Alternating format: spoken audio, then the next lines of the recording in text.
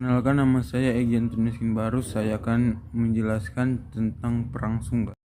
Kerajaan Sunggal merupakan salah satu kerajaan kecil di wilayah ujung asal Karo di Delhi yang telah masuk Islam.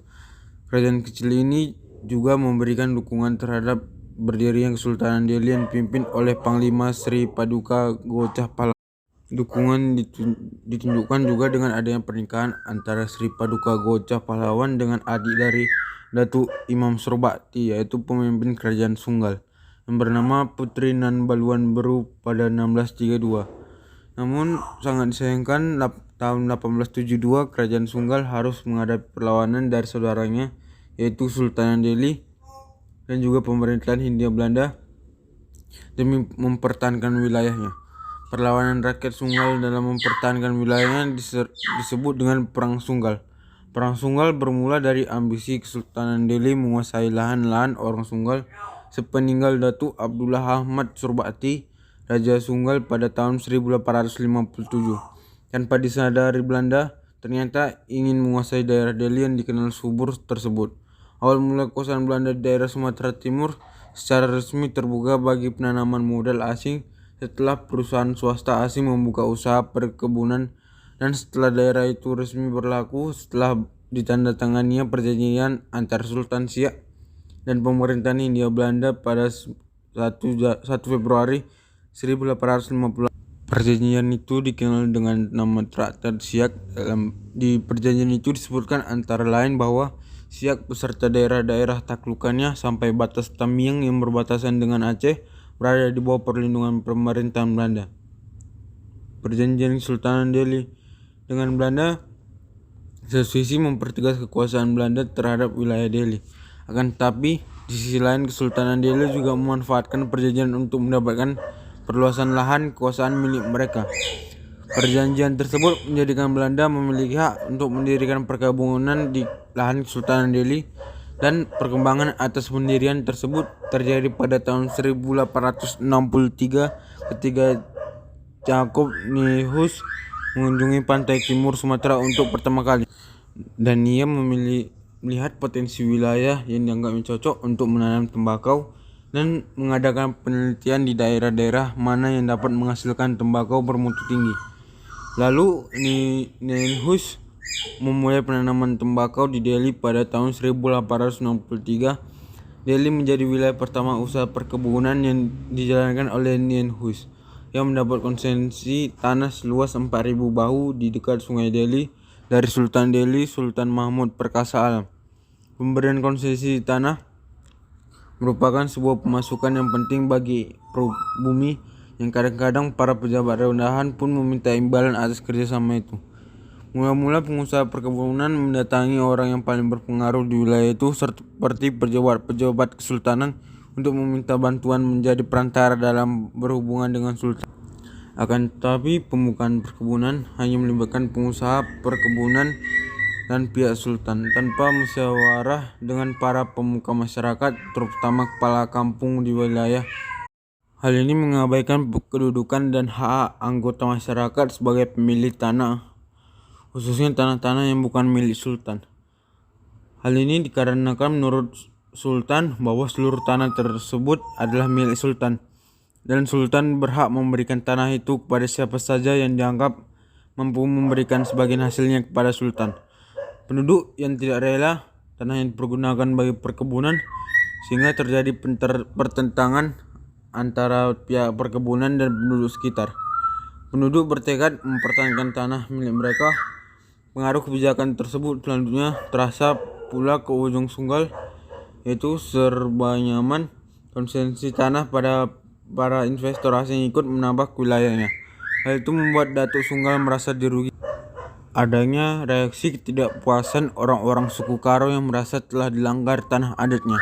Dari sejak awal melakukan usaha membuka perkebunan, para investor menganggap bahwa tanah itu milik Sultan Delhi, sehingga mereka merasa tak memiliki permasalahan yang akan berdampak secara langsung. Demikian juga Sultan Delhi menganggap semua tanah wilayah kekuasaannya adalah hak miliknya, sehingga dapat memberikan atau disewakan kepada siapa saja. Hal tersebut mengakibatkan reaksi yang sangat keras dari rakyat Sunggal, Sehingga pada tahun 1872 terjadilah awal Perang Sunggal yang dipimpin oleh Datuk Badiujaman Surbakti.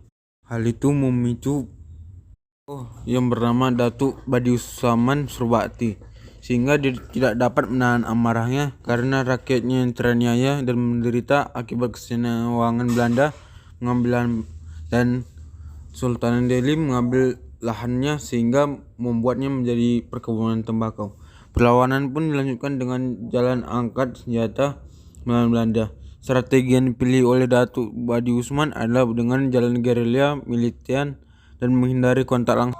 Perlawanan gerilya dilakukan sambil membakar bangsal tembakau di atas tanah rakyat yang dikuasai oleh Belanda. Selain itu, perang ini beliau berhasil memecah belah konsentrasi taktik penyerangan yang dilakukan Belanda. Meskipun para pejuang hanya punya senjata yang sederhana, hal tersebut tidak menyusutkan semangat para rakyat mempertahankan wilayah mereka. Alhasil, kemenangan demi kemenangan berhasil mereka peroleh. Perjuangan rakyat Sunggal ini memancing pejuang dari Karo yang bernama Kiras Bangun untuk ikut mengusir Belanda dari tanah Karo. Karena kemampuannya sebagai juru damai perselisihan antar kampung, kemampuan tersebut berhasil membuatnya mudah untuk menggalang massa dan membantu perlawanan menghadapi Belanda. Kuatnya perlawanan dari rakyat yang dibantu oleh Kiras Bangun mengakibatkan Belanda kewalahan, dan hal tersebut mengakibatkan pemerintahan kolonial Hindia Belanda meminta bantuan tambahan pasukan militer dari Jawa. Akan tetapi hasil yang diterima malah sebaliknya. Korps militer semakin kewalahan menghadapi perang gerilya yang dilakukan masyarakat Sunggal. Situasi yang demikian menjadikan Belanda mengambil jalan lain, yaitu mencoba melakukan perundingan dengan pihak Datuk Badiujaman Surbakti. Pada tahun 1895, pemerintahan Belanda menawarkan perdamaian kepada kerajaan Sunggal. Sebagai bentuk keseriusan tersebut, mereka mengundang Datuk Badiujaman untuk berunding dengan Gubernur Jenderal Karel Herman Hart van der Wijk di Batavia. Itikat baik tersebut diterima oleh Datuk Badiujaman tanpa rasa curiga sedikit pun.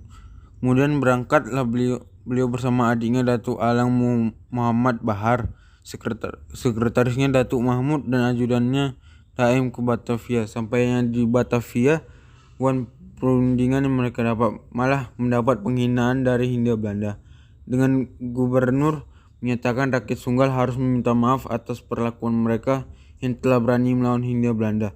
Permintaan maaf tersebut akan diterima jika Datuk Badiujaman sujud di hadapan Karel Herman Hart van der Wijk. Hal itu menjadikan Datuk Badiujaman marah dan menolak permintaan dari van der Wijk. Penolakan tersebut mengakibatkan Datuk Badiujaman dijatuhi hukuman. Hukuman tersebut yaitu pembuangan seumur hidup Datuk Badiujaman Surbakti dan Datuk Alang Muhammad Bahar. Mereka masing-masing dibuang ke Cianjur dan Banyumas.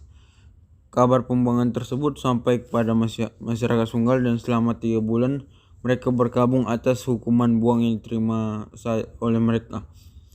Hukuman tersebut sekaligus menandakan akhir dari perjuangan rakyat Sunggal dalam mempertahankan wilayah mereka. Perjuangan tersebut berhasil mereka lakukan, tetapi akibat liciknya pemerintahan Belanda, mereka harus rela wilayah mereka diambil oleh pemerintah. Sisa-sisa peninggalan kerajaan Sunggal saat ini dapat diketahui, yaitu Masjid Raya Datuk Badiujaman Surbakti yang dibangun oleh Datuk Badiujaman pada tahun 1885.